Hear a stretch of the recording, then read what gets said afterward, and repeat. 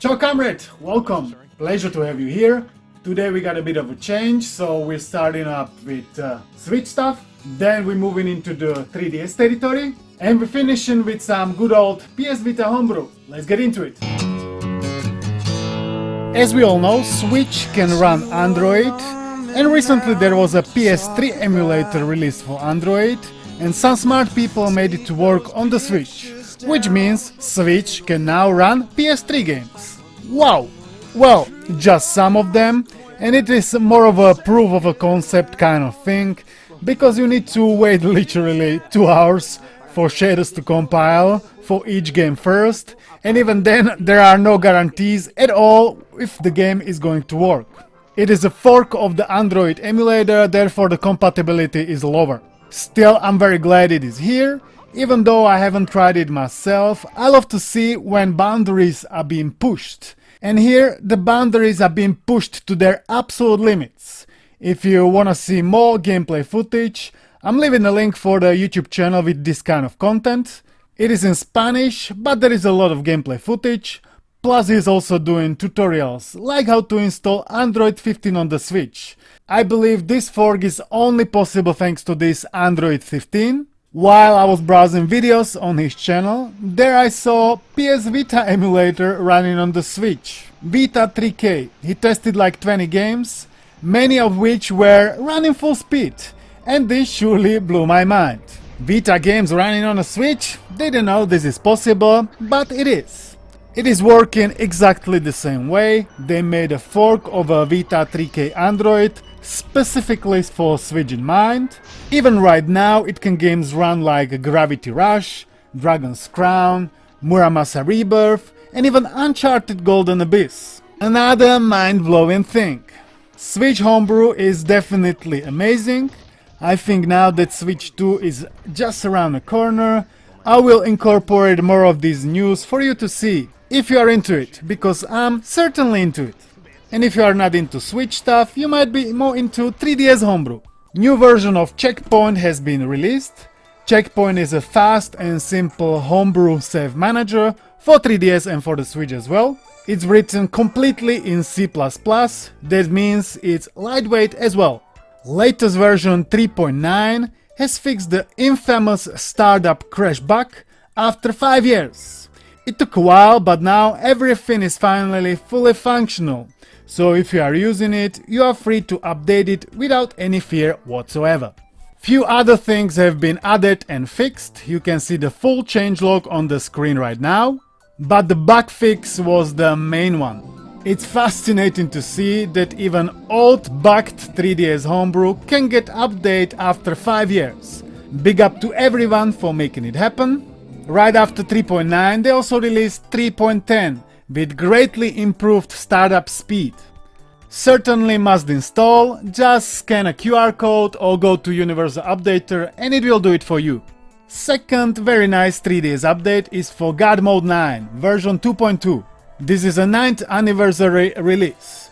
God Mode 9 is a 3DS equivalent of Vita Shell. That means very powerful file browser with ability to browse your SD card and all of the partitions. As I said, it's very powerful, that means you gotta be careful what you're doing with it, otherwise you can mess something up. It just had 9th birthday and as a present it provided us with a shiny new update. I'm wishing it all the best for at least another 9 years. And what is new? New translation support, new Lua scripting support, new splash logo, numerous bug fixes and small improvements. If you are using it, definitely update it, cause I'm sure you want all the latest and greatest. And if you are into all the latest and greatest, make sure to also update PKSM to the latest version 10.2.2. PKSM is a multi-purpose portable Pokemon save manager and editor for generations 1 to 8, made also entirely in C++. Newest version brought drastically improved debugging and several crash issues have been fixed. There is a new debug screen available at the startup that is very useful for debugging of existing and future issues. You can update this one also via QR code or through your Universal Updater. I think just God Mode 9 needs to be updated a bit differently. Now, new Vita Homebrew releases. First one, Wolfenstein RPG by Rin. This is an old-school masterpiece developed by id Software for old mobile phones and later for iOS and Android. This is an Android port, that means you also need to provide your own game files in order to play the game. You can see the installation instructions on the screen right now. I actually never tried this game before, I only played Doom RPG and I love that one. This is pretty much same thing, same mechanics, same controls, but clearly there is different story, different weapons, different enemies. It is in a style of a turn-based RPG, but if you are a fan of Wolfenstein or Doom, it's certainly worth trying out, because it's not your classical turn-based RPG, it's way better, in my humble opinion. It's also available for Android or for all the other phones, so install wherever you want.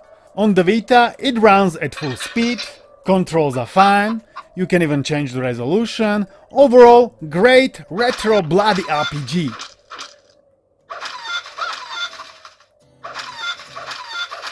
Now let's check out this pretty decent controller by Gamesir called Supernova. This is it. It looks decent. They also provide charging stand and a Wi-Fi dongle. It has anti-drift, long-lasting Hall effect sticks, removable front plate. You can swap buttons, Hall effect triggers with adjustable travel, 2 rear buttons, rubber-coated anti-slip grips, RGB lighting cannot be missing either, and you can also connect it via Bluetooth, wireless or via cable. Inside the box there is also a sticker, USB-C cable and manual. RGB lighting can be fully customized according to your liking. There are plenty colors and modes to choose from. It has also motion control, and when you put it on a stand to charge, it has this pretty cool animation. It can be also charged normally via cable. From the back there is a button to change between Bluetooth and wireless adapter. When I hold it in my hands, it's very comfortable. It reminds me of a Switch Pro controller. D-pad is decent, buttons, sticks, yeah, everything feels very nice. Here it is compared to Xbox One controller, PS3 controller, PS4 controller to PS Vita. Here are some other cool features: sticks dead zone, turbo function, trigger mode switch, hair trigger mode, how to customize lighting and how to switch layout. Compatible with Switch, PC, Android and iOS. Now let's connect it to my Odin 2. Let's try to play some game. Yeah, feels pretty nice. Let's try sticks with some first-person shooter.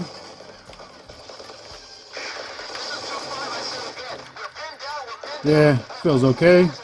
You can still like change calibration or adjust it to your liking. Overall, this is a decent controller in my opinion. It has comfortable design and very cool features. Right now they are selling it for £50, and there is also one more colorway available. If you are interested in it, check the link in the description down below. And now let's get back to some Vita business. Second new Vita port is an Open RCT2 or Roller Coaster Tycoon 2. There has been already port of Roller Coaster Tycoon Classic, which is basically both games, Tycoon 1 and 2, combined into one single game. However, it only supports touch controls. This new port, on the other hand, supports also physical controls. I haven't installed it because I'm not really into Roller Coaster Tycoon. I installed the classic version, but I've played it like once. First loading of the game takes like 5 minutes, so be patient. Then every other loading is much quicker. Performance is fine for the most part. If you are into Tycoon, might be worth installing. Now let's check latest Vita updates. VitaDB Downloader has received a big 2.2 update. Apps are now installed faster. Shader compiler plugin auto instruction has been fully fixed. VitaDB to function needs this plugin and it is able to extract it by itself. There were some issues with it previously because Sony get rid of the links for PlayStation Mobile Runtime package. Links have been now replaced, so it works as intended. There were also several other bug fixes that you can see on the screen right now. Rin also released small homebrew tool called QR Scanner that allows to either download the targeted files or open it in a Vita web browser. What happens if I scan 3DS QR code with the Vita? Yes. Whoa! It downloads it. Nice. Okay, looks like it's working even on the Vita. It is here, works fine. Wipeout Rewrite, open source reimplementation of the Wipeout, was updated to the very last commit with a lot of bug fixes, improved renderer efficiency and cool features like screen shake. There was also a small performance bump because now it runs on the latest Vita GL commit. Now I would like to dedicate a huge thanks to all of my channel members and Patreons for their continued support. It's truly appreciated. I won't be able to read all of your names upside down like we used to do, but believe me, I truly appreciate your support. You are the best. Thumbs up. Let's check some showcases now. There were plenty new screenshots of the upcoming Minecraft Enhanced mod shared by Skyforces with a variety of features that has been added. You can see them all on the PG Team Discord. No word as of yet about release date, but it is coming for sure, sooner or later, no worries. Melon shared a few screenshots of a port of a Jazzpunk that he rebuilt from the ground up yet again. He was already working on it before and I think it didn't go well, so now he's giving it another try. I hope it goes better this time. And Rin is giving another try to Doom 3 Vita port. With all the progress Vita GL has seen in the last year, he thought it's gonna be worth another shot. Don't overhype yourself, cause it's unlikely that we're gonna reach what can be considered a playable state. He shared some gameplay footage and it looks considerably better. I've seen some single-digit frame rate for a second, but that's to be expected with this kind of load for a weak Vita hardware. Wherever it goes, I'm happy cause it's gonna be improvement. This port is truly impossible proof of concept that is still getting updates, which blows my mind. Now I would like to share a project video by the fellow YouTuber VladDElectronics called Project PS Vita.